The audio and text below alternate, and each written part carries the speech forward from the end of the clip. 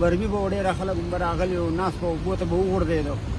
زمونږ چې وس تیار راسي مونږ پسې دا خپل کار پرېږدو او دا کښتۍ پسې روانه او رانه سوې. تقریبا چې داسې د 150 کالو نه دا کښتۍ مونږ دا ټوپو چې په دې پارکونو مارکونو کې دا سیند به وته نه اول په هغې پاره کې وو، بیا په دغه بهرني کې اوس هلته اوبه نشته، باید دواړه ځایونو کې دا کښتۍ هلته ولاړې.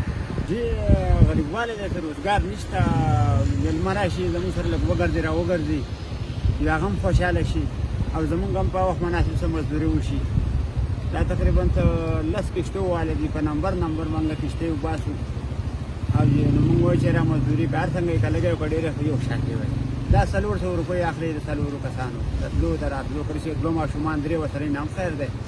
روزګار صاحب په دې اوړي په موسم ښایي او د اختر نه چې داسې راوالي په مخه جو بیا اوړی شي سیزني مېلمه پکې راځي نو کاروبار بیا څه نه څه ګزاري هغه دیاړي میاړه پکې کېږي. داسې خو چې اوس بالفرض مونږ ولاړو دا خو لږ سیند دی، ډېر زیات سیند هغه کلي ته بهیږي.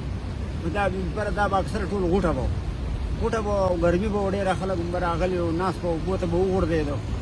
زمونږ چې وس تیار راسي مونږ پسې دا خپل کار پرېږدو او دا کښتۍ پسې روانه او رانه سوې. چې زمونږ وس تیار کېږي او مونږ پکې په خپل هم ورته وکوو، خو چې لکه ژوندی راونیوی شي نو مونږ پې ډېر خوشحاله یو.